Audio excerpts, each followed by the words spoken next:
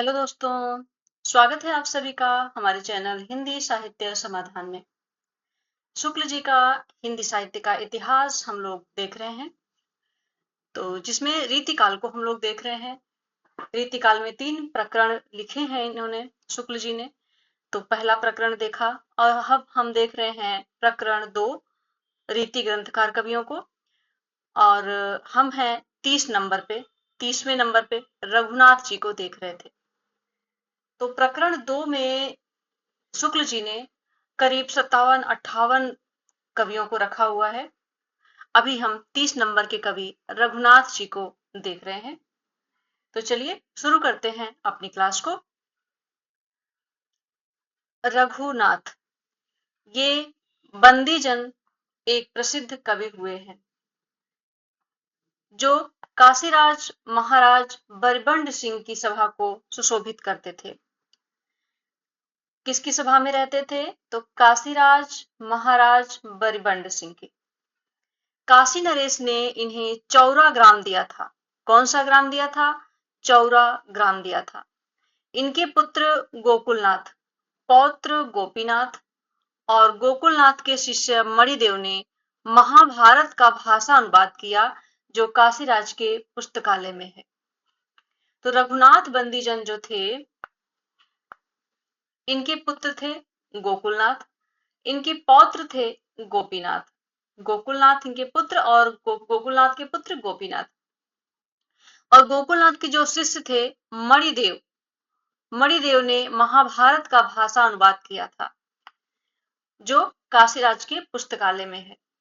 ठाकुर शिव सिंह ने इनके 4 ग्रंथों के नाम लिखे हैं: काव्य कलाधर, रसिक मोहन, जगत मोहन और इश्क महोत्सव।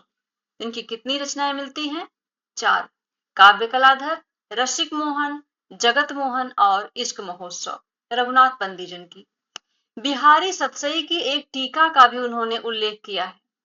इनका कविता काल संवत 1790 से 1810 तक समझना चाहिए। रसिक मोहन संवत 1796 अलंकार का एक ग्रंथ है। रघुनाथ बंदीजन का जो ये ग्रंथ है रसिक मोहन, ये अलंकार का ग्रंथ है। इसमें उदाहरण केवल श्रृंगार के ही नहीं है, वीर आदि अन्य रसों के भी बहुत हैं। एक अच्छी विशेषता तो यह है कि इसमें अलंकारों के उदाहरणों में जो पद्य आए हैं, उनके प्रायः सब चरण प्रस्तुत अलंकार के सुंदर और स्पष्ट उदाहरण होते हैं। इस प्रकार इनके कवित्व या सवैये का सारा कलेवर अलंकार को उदाहृत करने में प्रयुक्त हो जाता है। भूषण आदि बहुत से कवियों ने अलंकारों के उदाहरण में जो पद्य रखे हैं, उनका अंतिम या कोई चरण ही वास्तव में उदाहरण होता है। उपमा के उदाहरण में इनका यह प्रसिद्ध कवित्व लीजिए। तो रघुनाथ बंदीजन का ये कवित्व है, इसमें उपमा का उदाहरण दिया हुआ है, तो इसको देखते हैं। फूली उठे कमल से अमल हितु के नैन, कहें रघुनाथ भरे चैन रस सियरे। दौरियाए भौर से करत गुनी गुणगान, सिद्ध से सुजान सुख सागर सो नियरे। सुरभि सी खुलन सुकवि की सुमति लागी, चिड़िया सी जागी चिंता जनक के जियरे। धानुष पे ठाड़े राम रवि से लसत आजू, भोर के से नखत नरिंद भय पियरे। काव्य कलाधर, इनका जो काव्य कलाधर ग्रंथ है, ये संवत 1802 का रस का ग्रंथ है। रसिक मोहन अलंकार ग्रंथ है और काव्य कलाधर रस का ग्रंथ है। इसमें प्रथानुसार भाव भेद, रस भेद, थोड़ा बहुत कहकर नायिका भेद और नायक भेद का ही विस्तृत वर्णन है। विषय निरूपण इसका उद्देश्य नहीं जान पड़ता। जगत मोहन संवत 1807 वास्तव में एक अच्छे प्रतापी और ऐश्वर्यवान राजा की दिनचर्या बताने के लिए लिखा गया है। जगत मोहन जो ग्रंथ है, वो एक अच्छे प्रतापी और ऐश्वर्यवान राजा की दिनचर्या बताने के लिए लिखा गया है। इसमें कृष्ण भगवान की 12 घंटे की दिनचर्या कही गई है। इसमें ग्रंथकार ने अपनी बहुज्ञता अनेक विषयों जैसे राजनीति, सामुद्रिक, वैद्युक, ज्योतिष, शालिहोत्रा, मृगया, सेना, नगर, गढ़ रक्षा, पशु पक्षी, शतरंज इत्यादि के विस्तृत और आरोचक वर्णनों द्वारा प्रदर्शित की है। इस प्रकार वास्तव में पद्य में होने पर भी यह काव्य ग्रंथ नहीं है। इश्क महोत्सव में आपने खड़ी बोली की रचना का शौक दिखाया है। उससे सूचित होता है कि खड़ी बोली की धारणा तब तक अधिकतर उर्दू के रूप में ही लोगों को थी। तो खड़ी बोली का प्रयोग इन्होंने कहाँ किया है? इश्क महोत्सव में। और जगत मोहन में दिनचर्या का वर्णन किया गया है। काव्य कलाधर रस का ग्रंथ है और रसिक मोहन अलंकार का ग्रंथ है। कविता के कुछ नमूने उद्धृत किए जाते हैं। ग्वाल संग जैबो ब्रज गैयन चरैबो अइबो, अब कहाँ दाहिने ये नैन फरकत है। मोतिन की माल वारे डारो गुंज माल पर, कुंजन की सुधि आए हियो धारकत है। गोबर को गारो रघुनाथ कुछ याते भारो, कहा भयो महलानी मनी मरकत है। मंदिर है मंदिर ते ऊंचे मेरे द्वारका के, ब्रज के खरिक तऊ हिये खरकत है। कैंधो शेष देश ते निकस भूमि पे आए, बदन ऊंचाए बानी जस असपंद की। कैंधो छिति चमरी उसीर की दिखावती है, ऐसी सोहे उज्ज्वल किरण जैसे चंद की। जानि दिन पाल श्री निपाल नंद लाल जुको, कहे रघुनाथ पाए सुघरी आनंद की। छूटत फुहारे कैंधो फूलो है कमल तासों, अमल अमंद मढ़े धार मकरंद की। सुधरे सिलाह राखें वायु बेग वाह राखें, रसद की राह राखें राखे रहे बन को। चोर को समाज राखें वजह और नजर राखें, खबर के काज बहुरूपी हर फन को। आगम भखैया राखें सगुन लेवैया राखें, कहें रघुनाथ और विचार बीच मन को। बाजी हारे कबहू न अवसर के परे जान, ताजी रखे प्रजन को राजी शुभटन को। आप दरियाओ पास नदियों के जाना नहीं, दरियाओ पास नदी होएगी सो धावेगी। दरखत बेली आसरे को कभी राखता ना, दरखत ही के आसरे को बेली पावेगी। मेरे तो लायक जो था, मेरे तो लायक जो था, कहना सो कहा मैंने, रघुनाथ मेरी मति न्याव ही की गावेगी। वह मोहताज आपकी है आप उसके ना, आप क्यों चलोगे वह आप पास आवेगी। तो ये रघुनाथ बंदीजन की पंक्तियां थी। इसके बाद हम देखते हैं दूल्ह को। ये कालिदास त्रिवेदी के पौत्र और उदयनाथ कवींद्र के पुत्र थे। पीछे हमने देखा था ना कि कालिदास त्रिवेदी के पौत्र दूल्ह को बताया था कि कालिदास त्रिवेदी के पुत्र कौन है? उदयनाथ कवींद्र, और उनके पुत्र थे दूल्ह। तो ये वही दूल्ह हैं। ऐसा जान पड़ता है कि ये अपने पिता के सामने ही अच्छी कविता करने लगे थे। ये कुछ दिनों तक अपने पिता के समसामयिक रहे।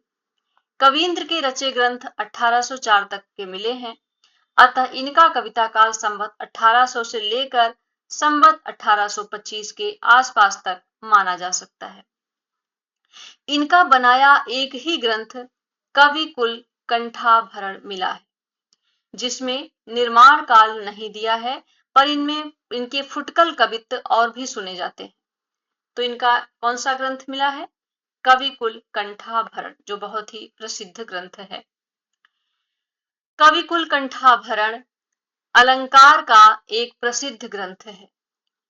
इसमें यद्यपि लक्षण और उदाहरण एक ही पद में कहे गए, पर कवित्व और सवैया के समान बड़े छंद लेने से अलंकार, स्वरूप और उदाहरण दोनों के सम्यक कथन के लिए पूरा अवकाश मिला है। भाषा भूषण आदि दोहों में रचे हुए इस प्रकार के ग्रंथों से इसमें यही विशेषता है। इसके द्वारा सहज में अलंकारों का चलता बोध हो सकता है। इसी से दूल्हा जी ने इसके संबंध में आप कहा है, दूल्हा जी ने इसके संबंध में स्वयं कहा है कि जो या कंठाभरण को कंठ करें चितलाए, सभा मध्य शोभा लहै, अलंकृति ठहराए। तो हमें इतना ध्यान रखना है कि दूल्ह जो थे वो कालिदास त्रिवेदी के पौत्र थे, उदयनाथ कवींद्र के पुत्र थे, और इनका ग्रंथ है कवि कुलकंठा भरण, जो कि अलंकार का एक प्रसिद्ध ग्रंथ है। इसके बाद है कि इनके कवि कुलकंठा भरण में केवल 85 पद्य हैं। फुटकल जो कवित्व मिलते हैं वे अधिक से अधिक 15 या 20 होंगे। अतः इनकी रचना बहुत थोड़ी है, पर थोड़ी होने पर भी उसने इन्हें बड़े अच्छे प्रतिभा संपन्न कवियों की श्रेणी में प्रतिष्ठित कर दिया है। देव दास यानी भिखारी दास, मतीराम आदि के साथ दूल्हा का भी नाम लिया जाता है। इनकी इस सर्वप्रियता का कारण इनकी रचना की मधुर कल्पना, मार्मिकता और प्रौढ़ता है। इनके वचन अलंकारों के प्रमाण में भी सुनाए जाते हैं और सहृदय श्रोताओं के मनोरंजन के लिए भी। किसी कवि ने इन पर प्रसन्न होकर यहाँ तक कहा है, और बराती सकल कवि दूल्ह दूल्ह राय। इनकी रचना के कुछ उदाहरण देखिए। माने सन माने ते, माने सन माने सन, माने सन माने सन मान पाई यतु है। कहे कवि दूल्ह अजाने अपमाने, अपमान सो सदन तिन्हि को छाई यतु है। जानत है जेऊ तेऊ जात है बिराने द्वार, जानी बूझी भले तिनको सुनाई यतु है। काम बस परे को गहत गरूर तवा, अपनी जरूर जा जरूर जाई यतु है। धारी सब बाही तब करी तुम नाही, पाए दियो पालिका ही नाही नाही के सुहाई हो। बोलत में नाही पट खोलत में नाही, कवि दूल्ह उछाही लाख भांति न लहाई हो। चुंबन में नाही परिरंभन में नाही, सब आसन बिलासन में नाही ठीक ठाई हो। मेली गल बाही केली किन्ही चित चाही, यह हाथे भली नाही सो कहाँ न सीखी आई हो। उरज उरज धासे बसे उर आड़े लसे, बिन गुण माल गरे धारे छवि धाये हो। नैन कवि दूल्ह है राते तुत राते बैन, देखे सुन सुख के समूह सरसाए हो।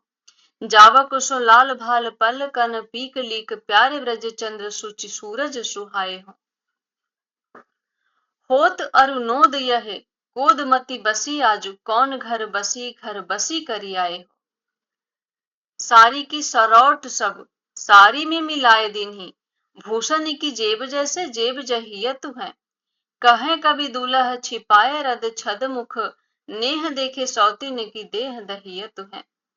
बाला चित्र साला ते निकस गुरुजन आगे, किन्ही चतुराई सो लखाई लहियत है। सारिका पुकारे हम नाही, एजू राम राम कहो नाही नाही कहियत है। सारिका का मतलब पता है? सारिका का एक पर्याय क्या होता है? मैना। सारिका मैना का पर्यायवाची होता है, ध्यान देंगे इसे। फल विपरीत को जतन सो विचित्र, हरि ऊंचे हो तो वामन भे बलि के सदन में। आधार बड़े ते बड़ो आधोय अधिक जानो, चरण समायो नाही 14 भुवन में। आधोय अधिक ते आधार की अधिकताई, दूसरो अधिक आयो ऐसे गणनन में। तीनों लोक तन में अमान्यो ना नगन में, तीनों लोक तन में अमान्यो ना गगन में, बसे ते संत मन में, कितेक कहो मन में। इसके बाद आते हैं कुमार मणि भट्ट।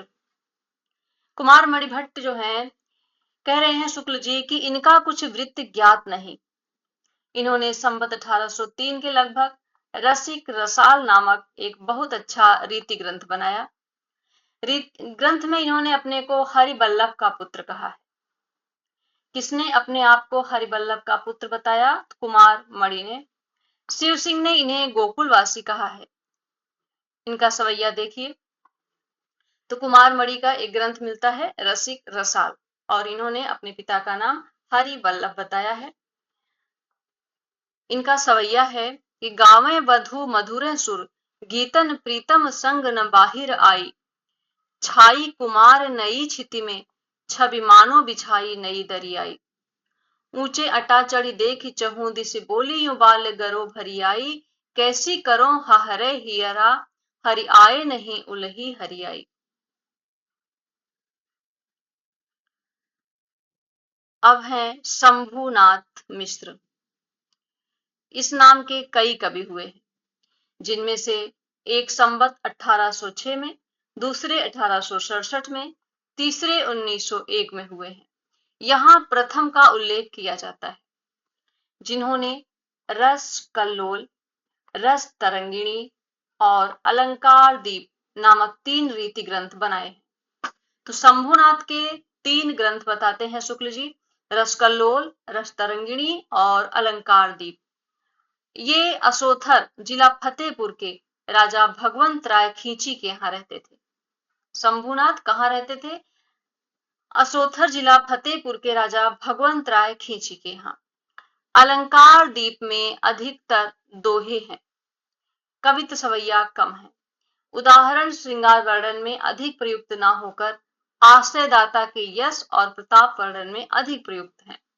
एक कवित्त दिया जाता है, ये अलंकार दीप का कवित्त दे रहे हैं यहाँ पे शुक्ल जी, कि आज चतुरंग महाराज सेन साजत ही, धौसा की दुकार धूर परि मोह माही के, भय के अजीरन ते जीरन उजीर भय, सूल उठी उर में अमीर जाहि ताहि के, बीर खेत बीच बर छील बिरु झानो तै, धीरज न रहो शंभु कौन हूँ सिपाही के, भूप भगवंत वीर ग्वाही है खलक सब, स्याही लाई बदन तमाम पात साही के।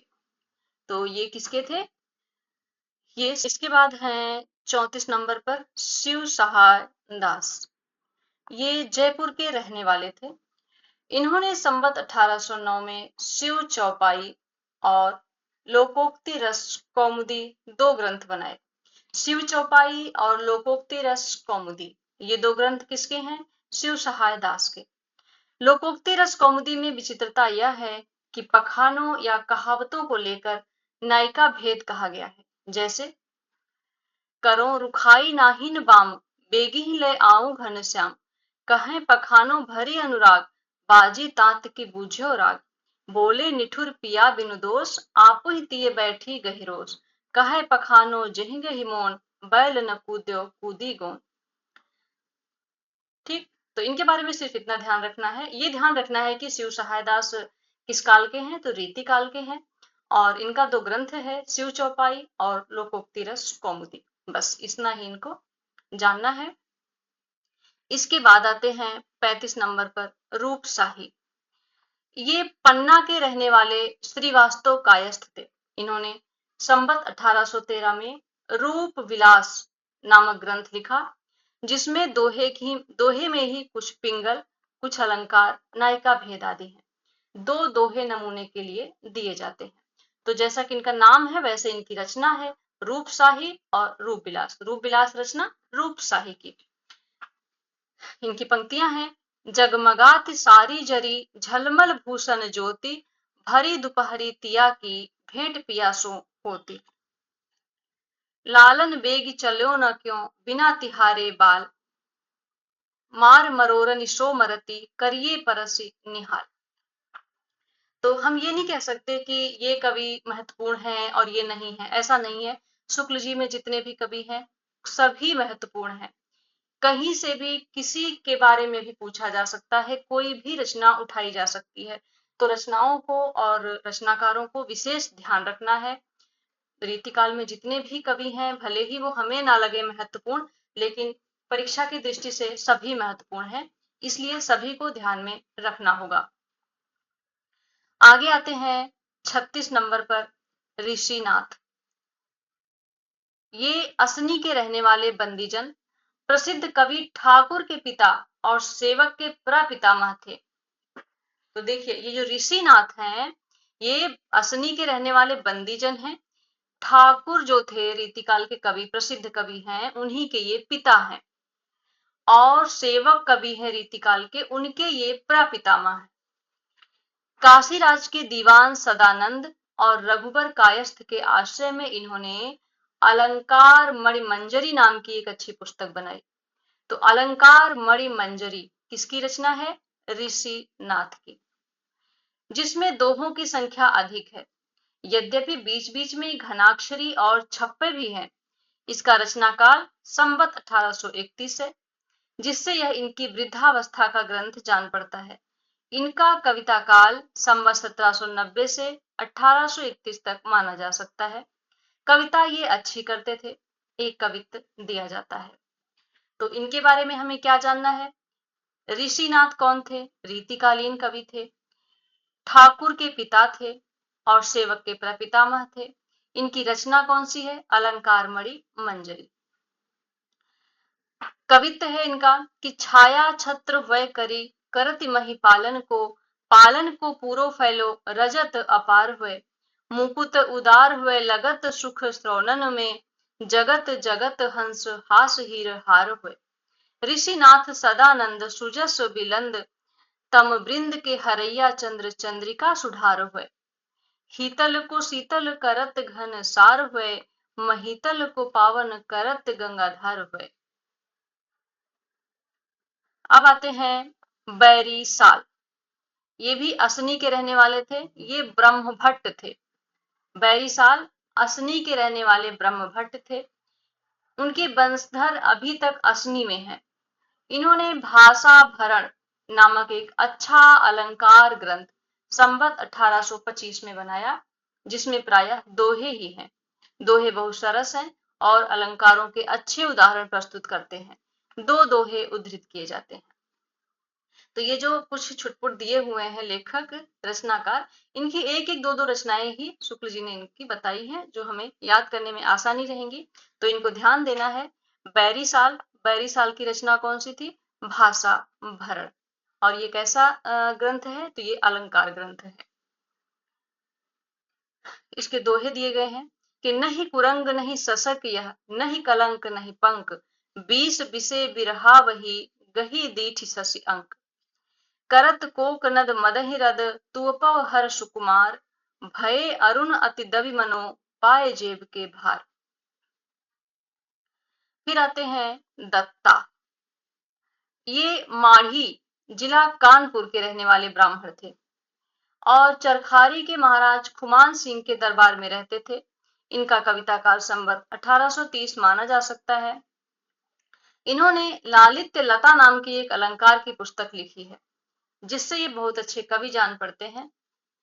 तो इनकी रचना क्या है? लालित्य लता अलंकार का ग्रंथ है ये। किसका? दत्ता का। लालित्य लता दत्ता का। एक सवैया दिया जाता है। ग्रीष्म में तपे भीषम भानु, गई बन कुंज सखीन की भूल सो, घाम सुबाम लता मुरझानी, बयारी करें घन श्याम दुकूल सो, कंपत यों प्रगट्यों तन स्वेद, उरोजन दत्ता जो ठोड़ी के मूल सो, द्वय अरविंद कलीन पे मानो, गिरे मकरंद गुलाल के फूल सो। इसके बाद है रतन कवि। शुक्ल जी बताते हैं कि इनका वृत्त कुछ ज्ञात नहीं। शिव सिंह ने इनका जन्मकाल संवत 1798 लिखा है। शिव सिंह सेंगर ने इनका जन्मकाल संवत 1798 लिखा है।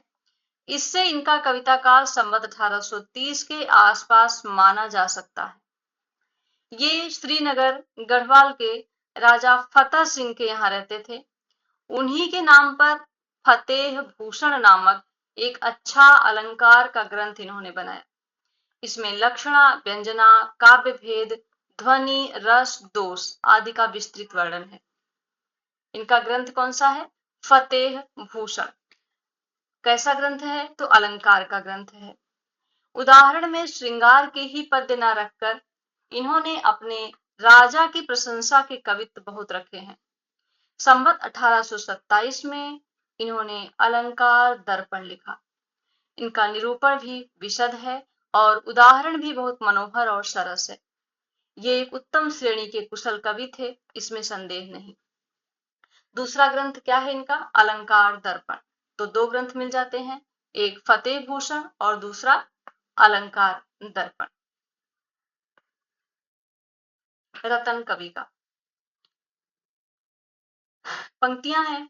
बैरिन की बाहिनी को भीषण निदाघ रवि, कुवलय केली को सरस सुधा करु है, दान झरि सिंधुर है जग को वसुंधार है, विबुधा कुलन को फलित काम तरु है, पानिप मनिन को रतन रत्नाकर को, कुबेर पुण्य जनन को क्षमा मही धारो है।